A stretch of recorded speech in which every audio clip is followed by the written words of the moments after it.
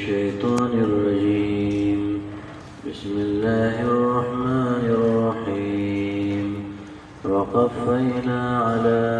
آثارهم بعيسى ابن مريم مصدقا لما بين يديه من التوراة وآتيناه الإنجيل فيه هدى ونور ومصدقا لما بين يديه من التوراة وهدى وموعظة للمتقين. وليحكم أهل الإنجيل بما أنزل الله فيه، ومن لم يحكم بما أنزل الله فأولئك هم الفاسقون. وأنزلنا إليك الكتاب بالحق مصدقا لما بين يديه من الكتاب ومهيمنا عليه فاحكم بينهم بما أنزل الله ولا تتبع أهواءهم عما جاءك من الحق. لكل جعلنا منكم شرعة ومنهاجا ولو شاء الله لجعلكم أمة واحدة ولكن ليبلوكم بما آتاكم فاستبقوا الخيرات. إلى الله مرجعكم جميعا فينبئكم بما كنتم فيه تختلفون.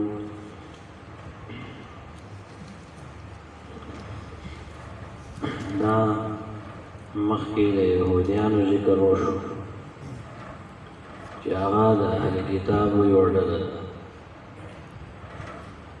دویمه ډله د اهل کتابو هغه عیسایان دي. اوس هغې ته دعوت ورکولی کېږي. په قرآن کې چې د یهودیانو او د عیسایانو ذکر کېږي نو دا موږ مخکې ویلي چې د دې دوه وجې دي.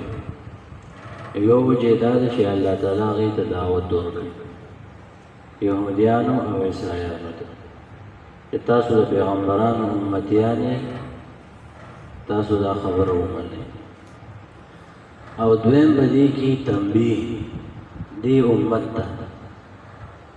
امت د نبی علیہ السلام ته تنبیه ورکولی کېږي چې یهودیان ځکه ذلیله شو، ځکه د الله په لعنت کې اخته شو چې دا کارونه وکړه، او عیسایان ځکه د الله په لعنت کې شو چې دا کارونه وکړه. ای مسلمانانو تاسو ځان د دغې نه ساتئ. د دې دپاره د یهودیانو او د عیسایانو تذکره کېږي. وقفینا او موږ راولېږله علی آثارهم بنا نقش و قدم د دغې مخکې انبیاو باندې. بیا داسې وایي چې وقفینا علی آثارهم او راولېږلو موږ علی آثارهم وروسته به دغې انبیاو پسې عیسی ابن مریم، عیسی زوی د مریم،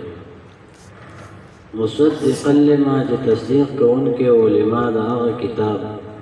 بین یدیه چې مخکې د دې عیسی علیه السلام نه و، من التورات چې هغه تورات دی. وآتیناه الانجیل او ورکړی موږ د عیسی علیه السلام له انجیل فیه هدن چې په دې کې هدایت و، یعنې احکام وکړي، ونور او رڼا و پکې د هدایت خبرې وي، د عقیدې خبرې وي. ومصدقا لما او تصدیق کوونکی و د عیسی علیه السلام یا د انجیل لما د هغه کتاب بین یدیه چې مخکې د انجیل نه و، من التورات چې هغه تورات دی، د هغې تصدیق یې کوو. وهدن او هدایت د انجیل، وموعظة او نصیحت للمتقین لپاره متقیانو. په دې آیات کې دوه ځله مصدقا راغی. دا اولنی مصدقا د عیسی علیه السلام سره چې عیسی علیه السلام تصدیق کوونکی و د تورات، ومصدقا لما بين يديه او دا دویم مصدقا چې دی دا د انجیل سره دی چې انجیل تصدیق کوونکی و د هغه کتاب چې مخکې د دین و په دې کې خو اصل کې دې خبرې د اشارې چې د پیغمبرانو د یو بل تصدیق کړی او نبی علیہ السلام راغی او د موسی علیہ السلام او د عیسی علیہ السلام تصدیق یې وکړو نو ستاسو دغه عذر هم قبول نه دی چې یاره مونږ یې ځکه نه منو چې دا خو زموږ د پیغمبرانو تکذیب کوي نو دغه بهانه هم دې ختمه شوه ستا د کتاب تصدیق کوي اوس یې ته څنګه نه منې دا یو خبره شوه دویم خبره دا ده چې تورات او انجیل تورات هغه کتاب ته وایي د قرآن او حدیث په اصطلاح کې د تورات خپله معنی ده شریعت او دا هغه وحی ته ویلی کېږي چې موسی علیه السلام باندې نازله شوه لس احکام پکې هم او نور اوس هم وحی او هغې د تورات ویلی کېږي نو دا لس احکام خو په تختو باندې لیکلی شوي وو هغه هم په تورات کې دننه راځي او باقي چې کوم وحی و نو هغه موسی علیه السلام ولیکله او هغه په دې قبیلو کې 12 هغې دې وایسته او په دې قبیلو کې یې تقسیم کړه هغې ته تورات ویلو بیا کله چې بخت نصر حمله وکړه په 500 نه اخوا په بخت نصر په یهودیانو باندې حمله وکړه نو هغه تورات بیا ختم شوی نو بیا به وروسته زمانه کې عزیر علیه السلام او هغه سم ملګري کېناسته او د موسی علیه السلام تاریخ یې ولیکو یو 4 جلد کتاب یې ولیکو هغه د موسی علیه السلام تاریخ نو په هغې کې دننه چې کومه وحی وه نو هغه هم په هغې کې دننه ده هغه تورات چې هغه موږ د تورات وایو هغه په هغه سیرت کې دننه ولیکله نن سبا چې دا کومه تورات دی نو دا خو سیرت دی د موسی علیه السلام د ژوند واقعات دی قرآن چې کومې د تورات وایي نو هغه به دې کې دننه دی هغه به څنګه معلومیږي مولانا مودودي رحمه الله وایي چې په کوم ځای کې د تورات د مصنف وایي چې موسی علیه السلام داسې ویلي یا داسې ووایي چې الله داسې ویلي دغه به تورات او دا باقي هسې تاریخ دی ګورئ 18 کتابونه دي دننه په دې تورات کې 18 کتابونه ټول تاریخ د بني اسرائیل دی او تورات به پکې ته دننه ګورئ دننه به څنګه ګورئ چې مورخ په کوم ځای کې ووایي چې موسی علیه السلام داسې وویل یا موسی علیه السلام د الله داسې وویل نو مولانا مودودي رحمه الله وایي چې د تورات هغه حصه ته راوالې یا کومه چې اصل تورات دی نو هغه قرآن کې څه فرق نشته د دغې سیرت نه چې تا دا وحی راوباسې نو هغه د قرآن یو شان مضامین دغې ته تورات ویلی کېږي انجیل څه ته وایي د انجیل خپله معنی د زیرې ته وایي او د قرآن او حدیث په اصطلاح کې دا هغه وحی ته ویلی کېږي چې کومه په عیسی علیه السلام باندې نازله شوه عیسی علیه السلام چې کومه تقریرونه کړل دي کومه خطبې یې ورکړلې هغې د انجیل ویلی کېږي او دا خبره صحیح معلوم نه ده چې د عیسی علیه السلام په وخت کې دا خطبې لیکلی شوې وې که نه وې لیکلی شوې دا خبره معلومه نه ده لیکن په وروسته زمانه کې چې چا د عیسی علیه السلام تاریخ لیکو د عیسی علیه السلام تاریخ نو هغې د یادونه او د اورېدو نه د هغې نه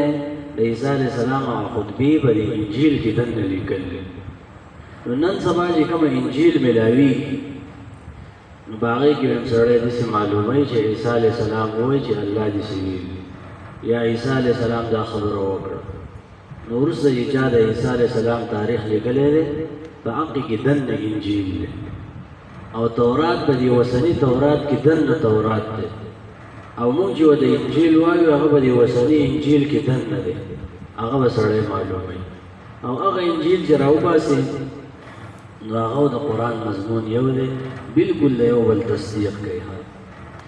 وليحكم أهل الإنجيل یو فیصله دی وکړي انجیل والا بما په هغه څه باندې انزل الله چې الله تعالی نازل کړل فيه په دې انجیل ومن لم يحكم بما انزل الله هغه څوک چې فیصله ونه کړي په هغه څه چې الله نازل کړل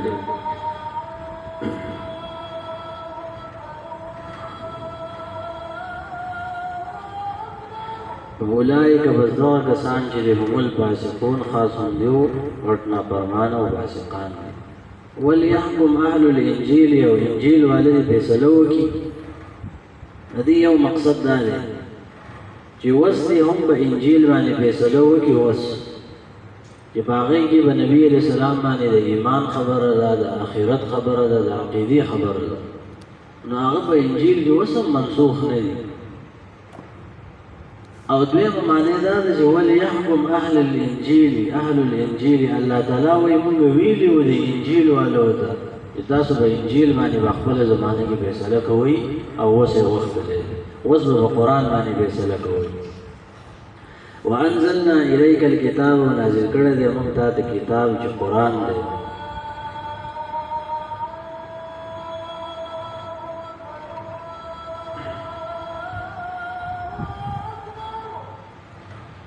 وانزلنا او نازل کړی دی موږ الیک تا ته الکتاب قرآن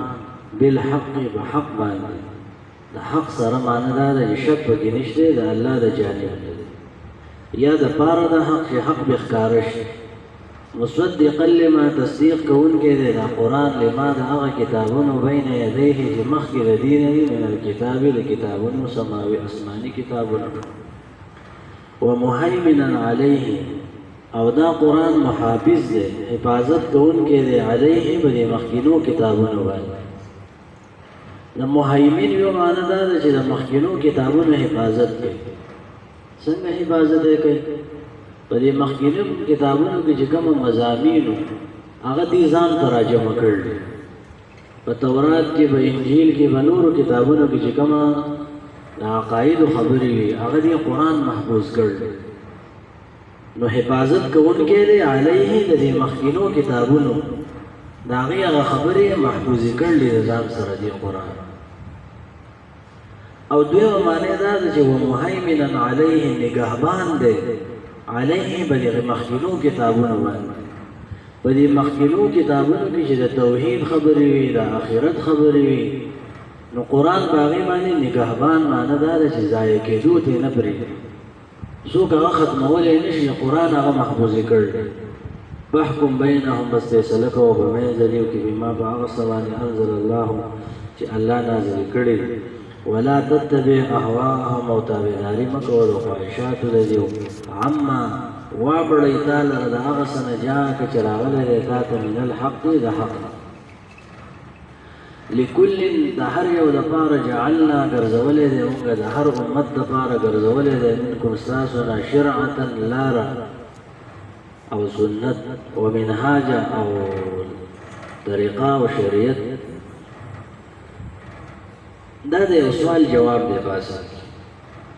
سوال دا دی چې سړی وایي هلکه دا پیغمبران راغلي او ټولو د یو بل تصدیق کړی دی ټول پیغمبرانو یو خبره کوله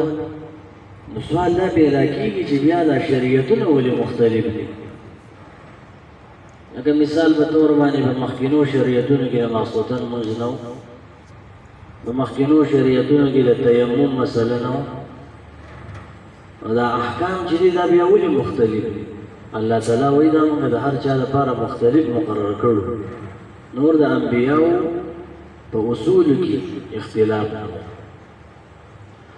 لکل د هر یو امت دپاره جعلنا ګرځولی دی منکم ستاسو نه شرعة لاره د تلو او شریعت ومنهاجه او لویه لار شریعت معنی ده وړوکې لار ومنهاجا معنی ده غټه لار مراد کې دی سنت د شریعت معنی ده سنت او طریقه ومنهاجه او لاره د تلو ولو شاء الله که الله تعالی غوښتی لجعلکم ګرځولی به تاسو امة واحدة یوه ډله ولكن ليبلوكم لیکن الله تعالی تاسو له اختیار درکو ليبلوكم چې الله تعالی به تاسو باندې امتحان وکړي بما آتاکم با احکامو کی تاسو له درکړل فاستبقوا الخيرات تاسو وړاندې شي نیکو ته